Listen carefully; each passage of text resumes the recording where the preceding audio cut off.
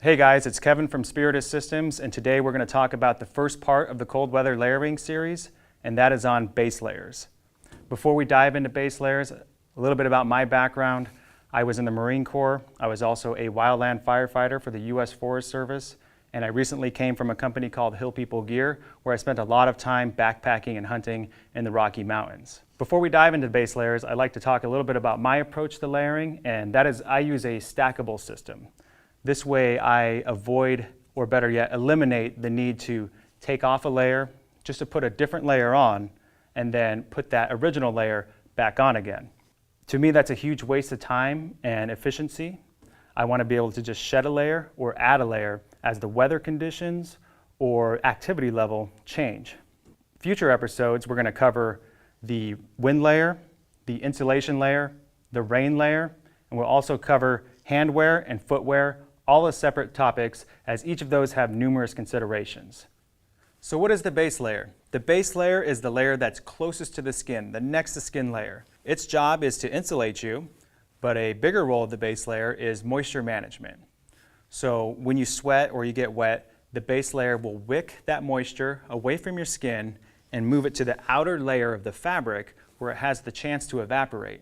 It's important to not prohibit this process by putting on a vapor barrier such as like a rain jacket or a big puffy jacket. Time and time again, you'll see somebody start a cold hike and they'll have a big puffy jacket on, and not even 5 minutes into the hike, they have to stop, take their pack off, take their puffy jacket off because they're already starting to overheat and they're wasting everybody's time. As we go through this series, it's important to think about the base layer as the moisture management layer and to allow it to do its job. So that's something to keep in mind as we talk about base layers and through this whole process of layering. When shopping for a base layer, there are several different fabrics you'll have to consider. The first fabric we'll talk about, which I do not have up here because I don't use it, is cotton. Cotton does not insulate you when you're wet. There is a famous saying around cotton, and that is, cotton kills. They say that because the air pockets within the fabric quickly fill up with moisture, which prevents it from insulating you, which can lead to hypothermia, and that can lead to death if it's not taken care of. Do not consider 100% cotton as your base layer. It is a bad choice for cold weather. So the next material we'll talk about are synthetics. Synthetics are man-made materials such as nylon or polyester. This shirt here is polyester, as you can tell by looking at the tag on the shirt. It's always important to look at what the shirt is composed of and how much of this fabric or how much of that fabric is in the material. I use synthetics. Synthetics have some pros, and that is that they do a very good job at insulating when wet. They have excellent moisture wicking capabilities. They're very light and packable, so you can have an extra one in your bag and it's not going to take up very much space or weight. And they're generally the more affordable option of some of the other fabrics. But that being said, synthetics do have some negatives, and that is if you wear them for a very long time in the field, they can become stinky, even though some of the newer synthetics have antimicrobial properties. Another negative about synthetics is that if you have any probability of catching on fire, synthetic material will melt to your skin. So that's one thing to consider when choosing your base layer. So this first shirt here that we have is the Audi Gear Sun shirt. These are a newer style of shirts that you'll start to see on the market, and these are generally good for the summer, but this can take you into some of the shoulder seasons, especially when it's warmer during the day and then it cools down at night. Since it's synthetic, it'll dry quickly, so you're not going to be wet once the temps start to drop. And the thing about the sun shirts is that they have this hood. You can wear them underneath a boonie cap, and then you can have protection all around your face from the sun, or you can just wear it over a ball cap. It will provide a little bit of warmth around your ears too and prevent the wind from hitting you. And I have another shirt here. This one's also a synthetic made out of polyester. This one's very light. This one's from Beyond Clothing. So this one doesn't have a hood or a collar on it. So this is a good shirt or option to wear underneath a field shirt. So you're not stacking collars or having to tuck in a hood when you have to wear some kind of field shirt over this. So these do have their place, but usually if I'm going to be shedding down to just a base layer, I prefer to have a collar or a hood of some sort. But if you have to wear it underneath a field shirt, I prefer something of this style. So the next fabric we're going to cover is wool.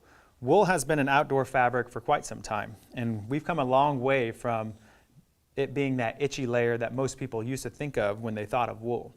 Modern merino wool is actually very soft against the skin and really doesn't have any itch to it at all. Wool does have some pros, and that is that you can wear it for a very long time in the field without having to change it, and it won't get smelly and it won't get crusty. So that's probably people's biggest compliment about wool and having to wear it.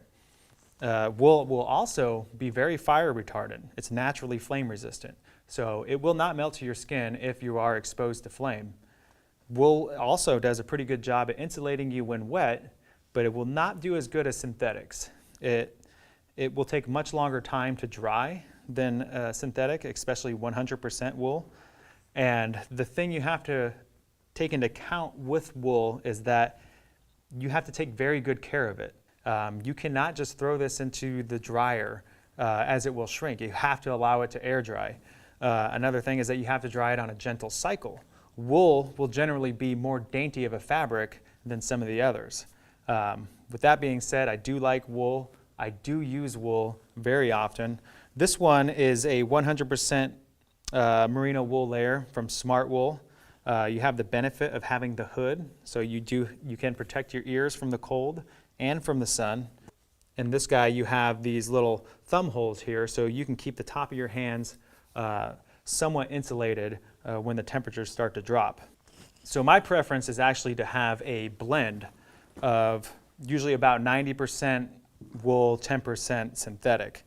This one here from Stone Glacier is a very good option, and this one is 89% wool and 11% nylon. So the nylon blend allows it to dry a little bit quicker than the 100% wool.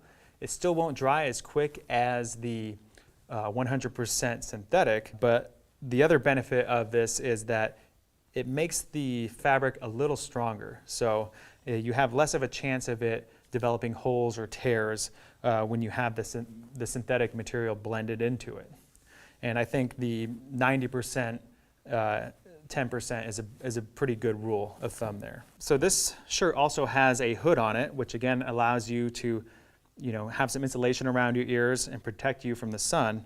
But this one also has this large zipper on the front, which allows you to dump a lot of heat once you start building it up, when you start pushing. So this is a very cool shirt if you have to shed down to only this layer. The next shirt I'd like to talk about is the one that I'm wearing. This is the First Spear ACM Mid. So this is a little bit different, and it's not a blend. This one actually has polyester on the inside and then wool on the outside. So this one does a better job at drying even than the blend. So the polyester allows it to wick the moisture into this outer layer of the wool, and then it's allowed to dry. But the wool also provides some flame resistance if that's something that you're worried about. Now that we've talked about the different fabric choices that you have to make another choice, and that is going to be what fabric thickness you want to choose. When you're shopping for a base layer, they're usually going to break it down by lightweight, midweight, and heavyweight. Lightweight is a good option, such as like this Adi Sun shirt for the summer months or the shoulder seasons where it's warm during the day and then it cools down at night. I usually never choose a heavyweight base layer as my next to skin layer. I always opt for something like a midweight. That way if I have to shed all the way down to my base layer and it warms up during the day, I'm not getting overheated. I do have an example here of a heavyweight. This is an issued Marine Corps fleece right here. So some people will consider this a heavyweight base layer, and it kind of goes into the insulation realm of a light insulator. The reason I don't choose this as my next to skin layer is that it may heat up during the day, and I don't want to have to shed down to only this and overheat when I start pushing hard. So that way, even when it gets really cold outside, the mid layer or the midweight is generally the layer that I have next to my skin. Now you can use this in conjunction with some of these other layers, like a lightweight or a midweight layer, especially if you're going to sleep at night. This is a good good size or a good weight to have, in your sleeping bag. Another thing to consider about, the weight options is if you have something that's super lightweight, like in wool, like this is a great shirt from KUIU. This is a merino wool shirt, a wool blend. It's mid-weight fabric, in the front and back panel, but on the side panels, it is a lightweight wool layer, but it's also perforated, and their idea is that this allows you to dump some extra heat built up by your core. But the problem you can see with that is that wool is dainty, and especially this style right here, and I've already started to develop a hole right there. So lightweight when it comes to wool can be a problem, but you generally won't have as big a problem when it comes to like a synthetic of being lightweight and not being durable. So keep in mind, every manufacturer is going to have a different idea of what lightweight is or what midweight is or what heavyweight is. They're all going to be a little bit different thicknesses, or you might have to deal with something where it's light on the sides and thicker in the front and back panels. So just keeping that in mind when you're shopping for the type of base layer that you want. So the next thing we're going to talk about are base layer bottoms. And base layer bottoms are something that I avoided wearing for a very long time because they become a nuisance, really. You think it's cold in the morning, you want to wear the base layer bottoms, but then the activity level starts to increase or the weather starts to get warmer during the day, and now you're stuck in a situation where you either have to suffer the consequences of wearing the base layer bottoms and being overheated, or you're going to have to take your boots off in the snow and do this dance while taking the base layer bottoms off. A recent development in base layer technology is zippers. So these are KUIU wool base layers, and the great thing about these is that they have a zipper that runs all the way down. So this prevents you from having to take your boots off just to take your base layer bottoms off. And then you can put the base layer on without having to take your boots off either. So you have the option of taking these on or off, or of putting these on or off, and not having to take the risk of getting your feet wet or taking up the time necessary to change for the conditions. So you can take these off in generally under a minute. Putting them on is a little bit more difficult, as you have to take these all the way apart and then figure out which is the front and which is the back. So with that being said, it's still not that bad. It's still less time consuming than taking off your boots altogether. These ones are also 3/4 length, so they don't go all the way down to your ankles. This is meant to save weight and bulk, and it's meant to just kind of meet up with your sock at the bottom. It's kind of weird when you're wearing it just alone without socks, but when you're wearing it with socks, I generally prefer the 3/4 length there.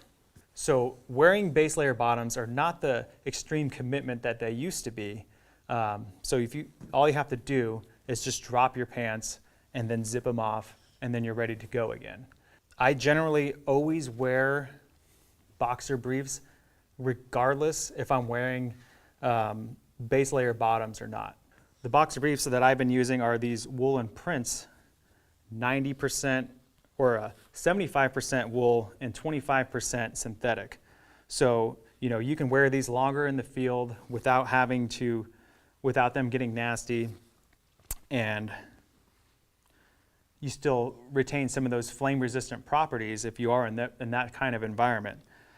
The one downside about these is that they can be cost prohibitive, even though I think they're well worth to have a few of these for your field equipment. If there's a brand of boxer briefs that you prefer, leave a comment in the comment section so we can all learn and figure out what is the best underwear to wear in the field. So that kind of sums it up about the different options you can choose for a base layer.